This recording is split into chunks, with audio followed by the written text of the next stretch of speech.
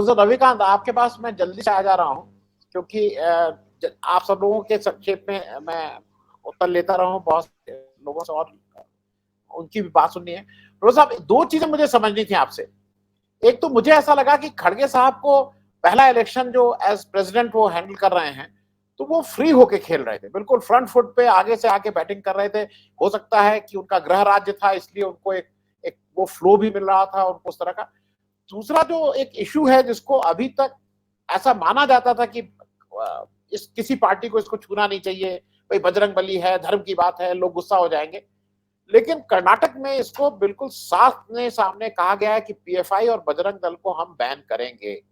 और मैं इसलिए बताऊं, मेरी कल कुछ लोगों से राजस्थान में बात हो रही थी जिनका कोई कनेक्शन नहीं है, वो इसका स्वागत कर रहे हैं, हिंदू हैं, और कह रहे हैं कि नहीं नहीं इसका होना चाहिए। मैं दोनों चीजों पे आपके कि खड़गे साहब इस इलेक्शन के बाद जो भी कांग्रेस की स्थिति होती है, क्योंकि वो तो उस रेस में है नहीं, वो क्या ज्यादा स्ट्रांग होके और ज्यादा सक्षम कैप्टन के रूप में उभरेंगे।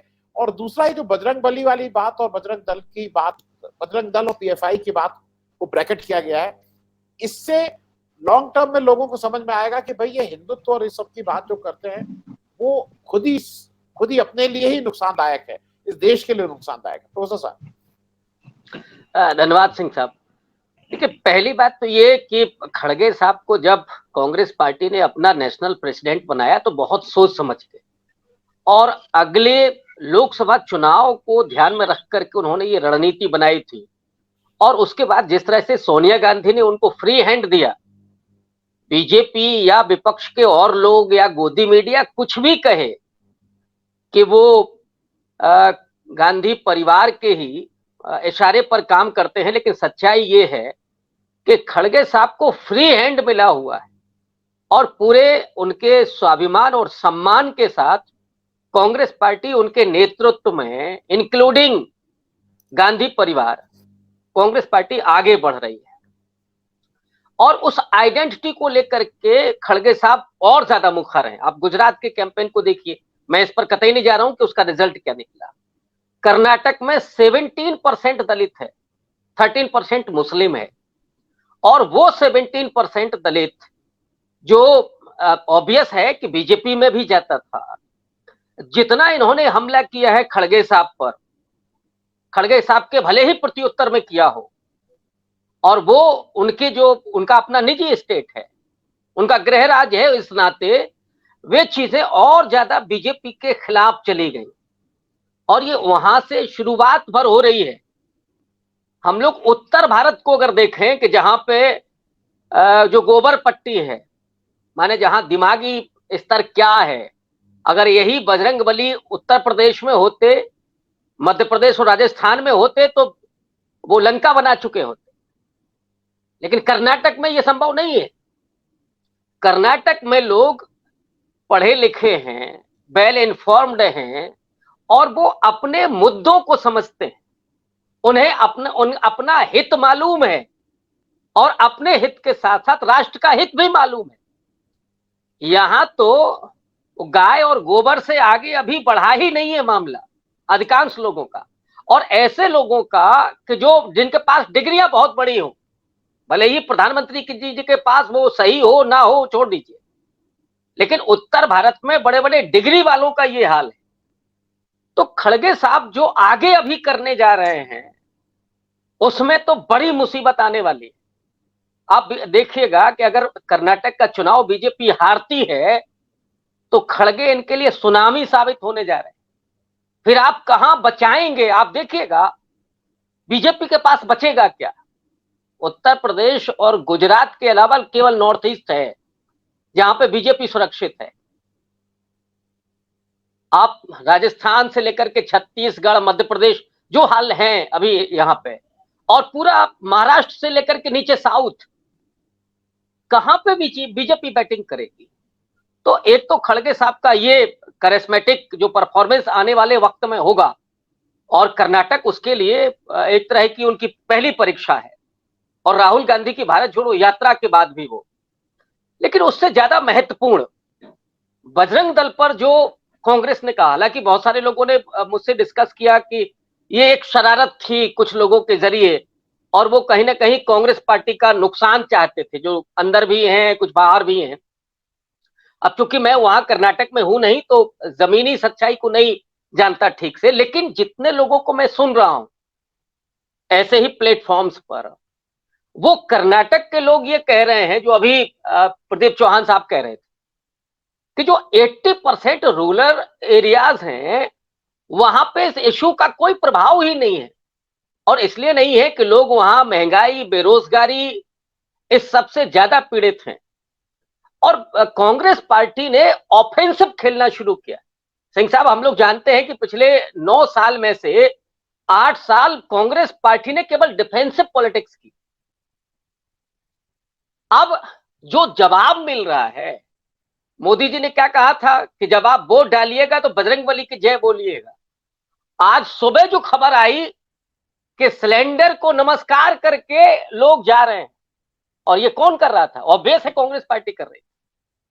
मोदी जी का वो ऑडियो भी वायरल हुआ, शायद वीडियो था, कि जब आप वोट डालने जाएं तो उसको सिलेंडर को नमस्कार करके जाएं। ये है ऑफेंसिव पॉलिटिक्स। कांग्रेस पार्टी इस समय कतई घबरा नहीं रही है। वो ये नहीं सोच रही है कि मोदी जी ने ये बोल दिया तो अरे इसका बड़ा खतरा हो जाएगा हमको। अब वो लग गए हैं कि अगर आप 19 हैं तो फिर हम 20 खेलेंगे, अगर आप 20 हैं तो 21 खेलेंगे। बजरंग दल पर बैन की बात कहना, हालांकि उस सिर्फ बजरंग दल की बात नहीं थी, ये नैरेटिव जो चलाया गया, उसने कहा लाइक पीएफआई और बजरंग दल, ऐसे किसी भी संगठन को जो समाज में नफरत फैलाते हैं। और मुझे लगता है कि ये भारत जोड़ो यात्रा का भी संदेश था। भाई राहुल गांधी क्यों यात्रा कर रहे थे? इस देश को जोड़ने के लिए, समाज को जोड़ने के लिए।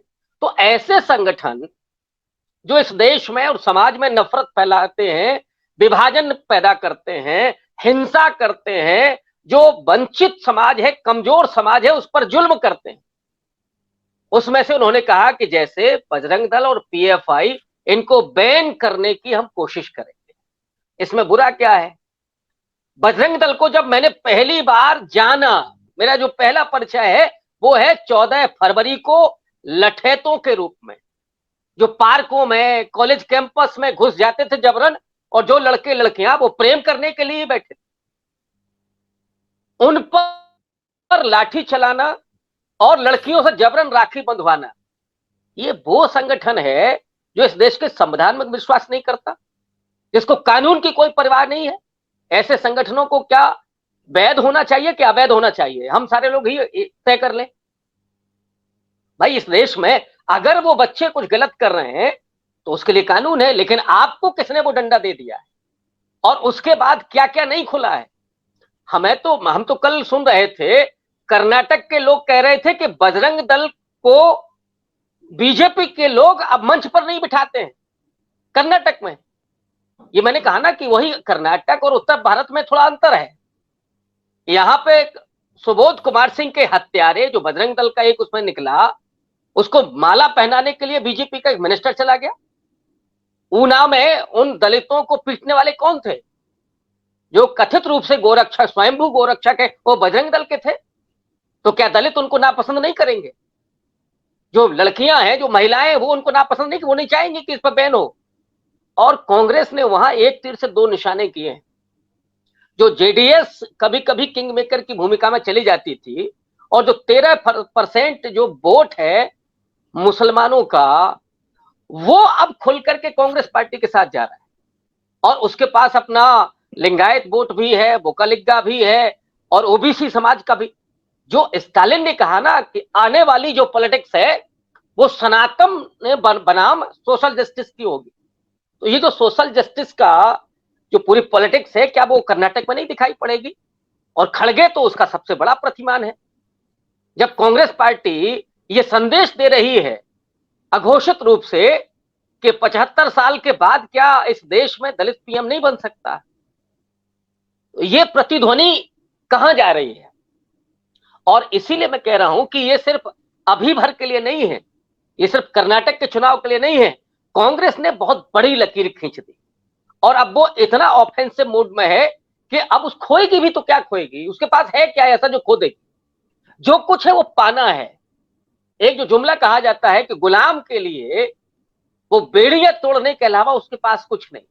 कांग्रेस की भी हालत है कि इससे नीचे वो जा नहीं सकती, तो जो भी है उसे पाना है, और वो तभी हो सकता है कि जब वो ऐसा कुछ करे कि जिससे लगे कि राजनीति उलट रही है। अगर वो ये कह रही है राहुल गांधी के जरिए कि हम इस देश को जोड़ना चाहते हैं, तो जो भी नफरत और संविधान को नहीं मानने वाले संगठन है, चाहे वो बजरंग दल हो, चाहे श्री राम सेना हो, चाहे पीएफआई हो, इन सबको इस देश में कोई जगह नहीं है। जो संविधान को नहीं मानता उसकी जगह नहीं होनी चाहिए, और यही काम अब कांग्रेस पार्टी कर रही है। इसलिए मैंने कहा ना कि बहुत लंबा खेल रही है कांग्रेस पार्टी। जी जी। प्रोफेसर रविकांत, ये जो बात अभी कह रहे थे, मतलब हिमांशु जी भी कह रही है, मैं उसको थोड़ा और स्पष्ट करके कह दूं। जो भी चुनाव का नतीजा आता है, बीजेपी जीतती है, कांग्रेस जीतती है, उसका आपको लगता है विपक्ष की राजनीति पे प्रभाव पड़ेगा? क्योंकि नीतीश कुमार अब फिर एक्टिव हो गए हैं। वो 9 को अभी कल वो फिर से गए वहां, पहली बार वो उड़ीसा गए। उड़ीसा में हालांकि कहा गया कि नहीं 24 की कोई बात नहीं हुई थी, लेकिन मौसम का बात करने तो नहीं गए होंगे नवीन पटनायक साहब से, बात तो पॉलिटिक्स की ही करने गए होंगे, और इन लोग आपस में बैठेंगे तो क्या बात करेंगे? तो मुझे ऐसा लगता है कि, और पहली बार ऐसा हुआ है कि नवीन पटनायक साहब कम से कम यहाँ पे बात करने को राजी हुए हैं।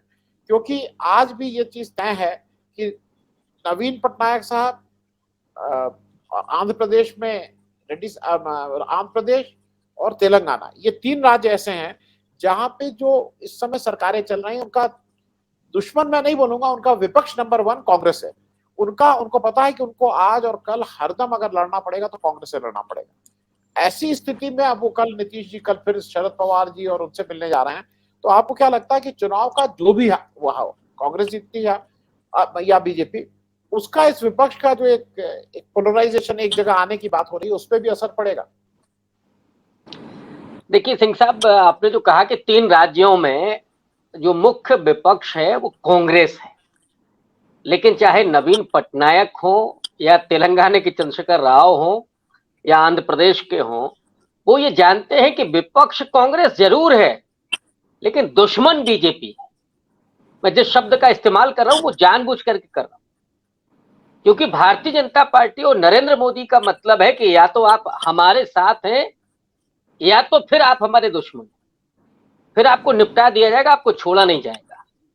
इस बात से सारे विपक्ष के लोग वाकिफ हैं, और इसीलिए वे विपक्ष के साथ एकजुट होना पसंद करेंगे, भले ही उनके राज्य में मुख्य विपक्षी दल कांग्रेस पार्टी ही क्यों ना हो। वहां पर कांग्रेस पार्टी विपक्ष में है तो ऑब्वियस है कि उस बेहतर विकल्प है नीतीश कुमार की, जो जाकर के वहां बैटिंग कर रहे हैं, उसके लिए फील्डिंग कर रहे हैं। और इसीलिए जो आपने कहा कि वहां मौसम का हाल लेने तो जा नहीं रहे होंगे, और पटनायक साहब तो आमतौर पर इस तरह की गोलबंदी से बाहर थे, वो बराबर की दूरी बना करके चल रहे थे। लेकिन कर्नाटक के चुनाव के परिणाम के बाद ये चीजें और बदलते हुए आपको दिखेंगी। और सिर्फ वही नहीं सिंह साहब, महत्वपूर्ण बदलाव तो बीजेपी के भीतर होने वाला है।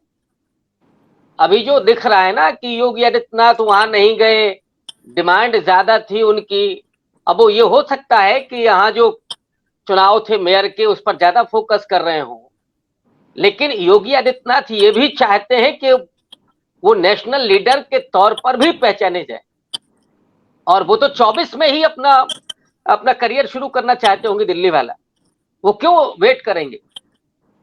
तो ऐसा नहीं है कि योगी जी ने मना कर दिया होगा, जितना मैं समझता हूं।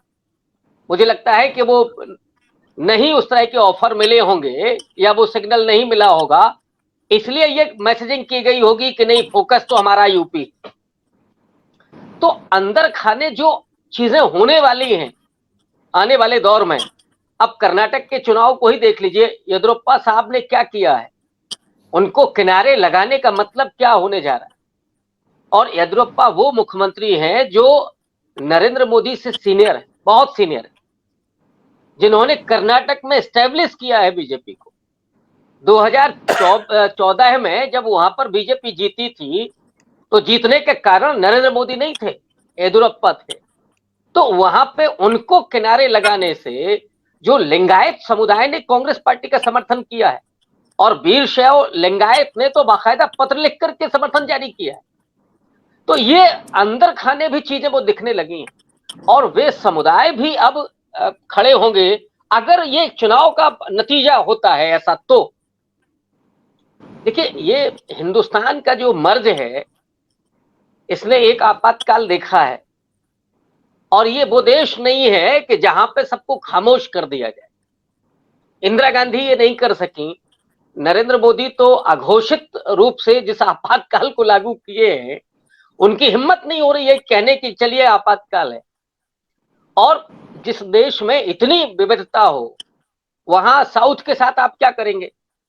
स्टालिन हुए और स्टालिन से लेकर के और नीचे केरल तक, मोदी जी को अब आप उनकी मजबूरी देखिए कि वो मुसलमानों के साथ बात करने के लिए कह रहे हैं, सौहार्द बढ़ाने के लिए, ना जिस पार्टी का पूरा आइडियोलॉजी और पूरा अपना लंबा उसका इतिहास और वर्तमान मुसलमानों के अगेंस्ट रहा हो खुल करके, उसमें ढकी छिपी बात नहीं है।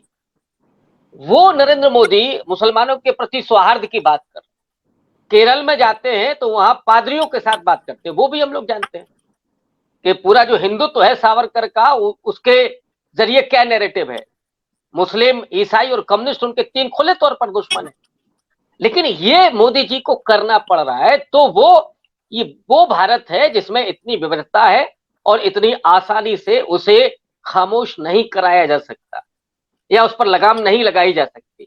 इसीलिए मैं कह रहा हूं कि अंदर भी बहुत सारी चीजें बदलते हुए आपको दिखेंगी। अब राजस्थान में क्या करेंगे? वसुंधरा राजे आज तक मोदी जी के हिसाब से काम नहीं करती। मोदी जी ने तो बहुत चाहा होगा कि वसुंधरा जी को हम हटाएं, लेकिन अगर सचिन पायलट को आगे करके, जैसा लोग अभी कह रहे हैं, आशंका जो है कि बीजेपी वहां खेल रही है, तो वसुंधरा राजे क्या करेंगी? खेलने देंगी क्या? वो खेल बिगाड़ेंगी दूसरा। तो मोदी जी इधर चलेंगे, वो उधर चलेंगी और गडकरी साहब क्या खामोश बैठेंगे? राजनाथ जी भले ही अभी चुप बैठे हों, लेकिन जैसे ही मोदी जी का जो कल्ट है ना वो कमजोर होगा, वैसे वैसे आप बीजेपी के भीतर देखिएगा कि क्या हो रहा है। और कर्नाटक की जो पूरी पॉलिटिक्स है उसमें आप कर्नाटक ही नहीं, महाराष्ट्र में देख लीजिए और राजस्थान में और दूसरी जगहों पर देख लीजिए, आरएसएस और बीजेपी धीरे धीरे जो पूरे जो ब्राह्मणिकल जो ऑर्डर है उसके अनुसार जो लीडरशिप बना रही है। मध्य प्रदेश में क्या होने जा रहा है? शिवराज सिंह चौहान क्या रहेंगे आने वाले वक्त में? ओबीसी आते हैं, मोदी जी ने तो अपने आप को ओबीसी एस्टेब्लिश किया। कर्नाटक के बारे में तो ये सब कह रहे हैं कि येदियुरप्पा को पीछे करना और वहां पर जो ब्राह्मण नेता है उनको आगे करना ये बहुत मुश्किल साबित हो रहा है बीजेपी के।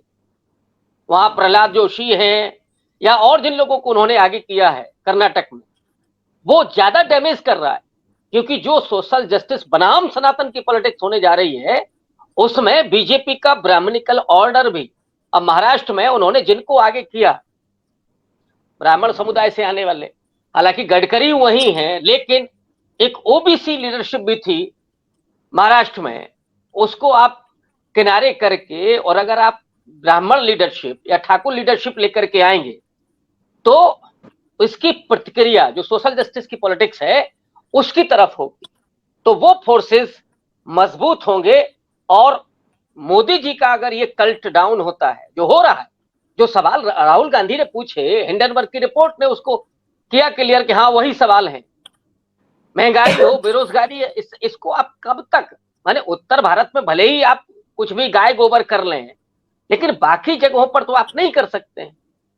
तो चाहे वो नवीन पटनायक हो, चंद्रशेखर राव हो या अरविंद केजरीवाल हो, अगर उन्हें मोदी जी से थोड़ा सा विपक्ष ही रहना है या उन्हें लोकतांत्रिक राजनीति करनी है, हालांकि उनकी भी इमेज वही है, अगर केजरीवाल साहब होंगे तो वो क्या व्यवहार करेंगे ये भी हम लोग जानते हैं। तो इसलिए इस समय एकजुटता की वो संभावनाएं दिख रही हैं और नीतीश कुमार इसके लिए गोलबंदी करते हुए दिख रहे हैं, वो सफल भी होते हुए दिख रहे हैं। तो साहब मैं कार्यक्रम पर समाप्त कर रहा हूं।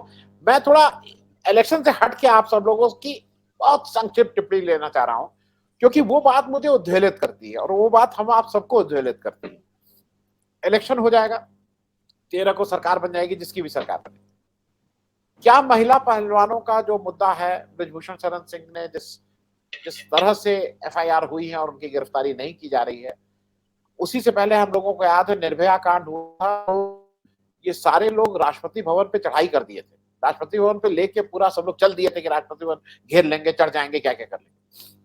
क्या आपको लगता है कि महिला जो पहलवान हैं उनका जो यौन शोषण का मुद्दा है वो 13 के बाद वो रेलिवेंट रह जाएगा, कि वो फिर लोग जैसे भूल जाते हैं, बीजेपी को आदत है भुलाने की, वो रह जाए? देखिए, फिलहाल तो मुझे नहीं लगता है कि ब्रजभूषण जी को गिरफ्तार किया जाएगा, क्योंकि वो व्यक्ति हैं जिन्होंने गोवा में सरकार बनवाई थी। और क्यों नहीं गिरफ्तारी हो रही है, ये आप केवल गोंडा चले जाइए, आपको पता चल जाएगा।